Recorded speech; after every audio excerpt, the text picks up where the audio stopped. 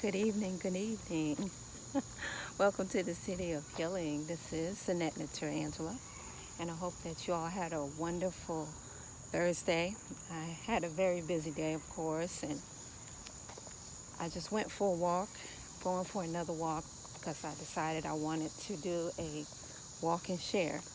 And basically, I wanted to talk about this because I've been contemplating certain things about the law of gender and my mentioning of wanting to embrace more of my feminine side, even though, without recognition before of the law of gender and knowing that we all have the capability of having the characteristic of male and female.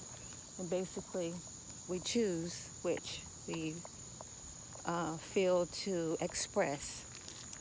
And even though I express and I feel that I'm more feminine, that's what I identify as and proud to.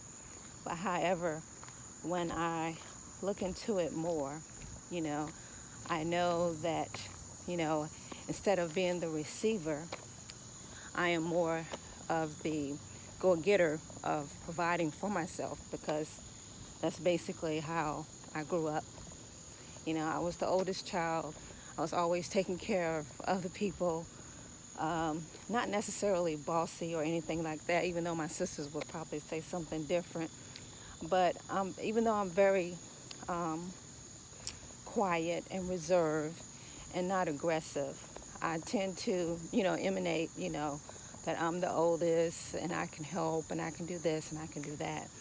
And helping everybody else, but it's very important, when I look at my relationships in the past, of knowing that I did not necessarily let the male completely fulfill his role as far as the male aspect of the relationship. And I was looking at one of the YouTubers. I'm not going to mention her name, but she had a lot of respect to her, of course. And if you all, when you finish listening to this, as you listen to this, you will recognize who I'm talking about, but I'm just not going to mention it. No disrespect or anything like that, but she talked a lot about, the divine feminine and women taking their role as the woman in the relationship versus, going out of the way and being the provider and the caretaker for the male. And basically mentioning that we are not let men being men. So I was listening to this, taking it on, contemplating it, meditating on it, and just basically looking at myself and how I can improve or incorporate that in my life. So I was listening, and just recently she mentioned that she wrote a book. And the name of the book, even though I haven't read it or anything like that, but the name of the book is I Bring Nothing to the Table. And I'm assuming that book is about letting the man just basically take control and be the male figure, the leader of the relationship. I have no problem with that. However, I'm used to providing for myself and my family. And in the past, I must admit that, my relationships were more, some 50-50 and some 75-25, me being the greater portion of financial and doing a lot of other things in the relationship.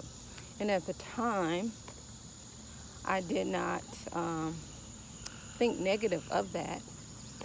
But as I have matured and looked back on relationships, I'm thinking I don't want anyone to necessarily take care of me, but I do like the aspect of the male being the male. But I don't want it to be a controlling situation, is my point. Because one, I'm not used to that. And no, I don't want a 50-50 type of relationship, you know.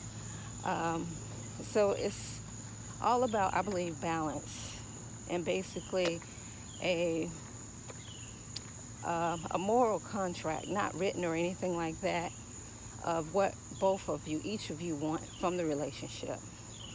I don't want to uh, have the characteristic or incorporate into my my life forward relationships that I bring nothing to the table, because in my opinion, what I'm thinking, if you bring nothing to the table, then you're not going to eat. If you bring nothing to the table, when you leave the table, if you have to leave the table, then you don't take anything with you either.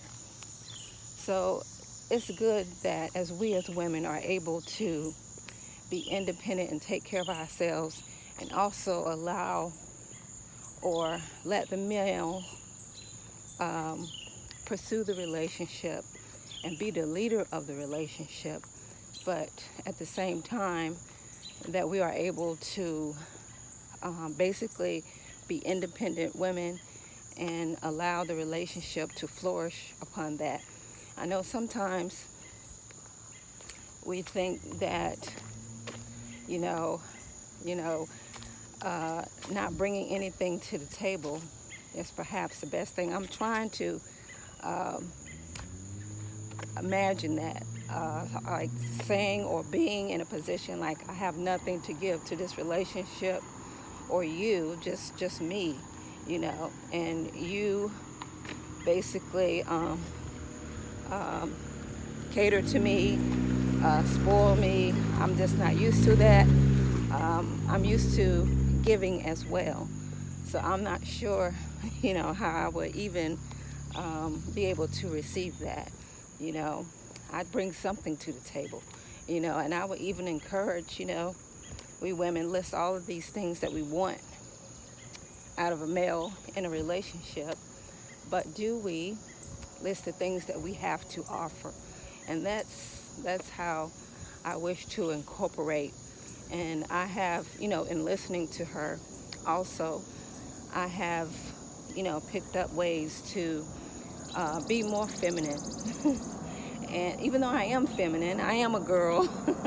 I am feminine. I like makeup, perfume, clothes, etc., etc. But I also like providing for myself and taking charge of my own life. I'm not used to, as far as a father figure, I didn't have that in my life, and I'm not looking for that aspect, from another male at this point. I kind of, here in my 50s, have really grown out of looking for that. So I don't know. I have to contemplate that and maybe even read the book, because I'm not sure exactly what it's about. But hey, I want to say, I do bring something to the table, because I want to eat. And if I have to get up from the table, I want to be able to bring what I did from the table away, so I'll be able to bring it back. So that's just something I just had on my mind and wanted to share. Something to think about, What do you bring to the table? Just really think about it. If it's not just financially, it's physically, mentally, emotionally. Bring something. Anyway, thanks for visiting the city. I hope you all have a great evening. Bye.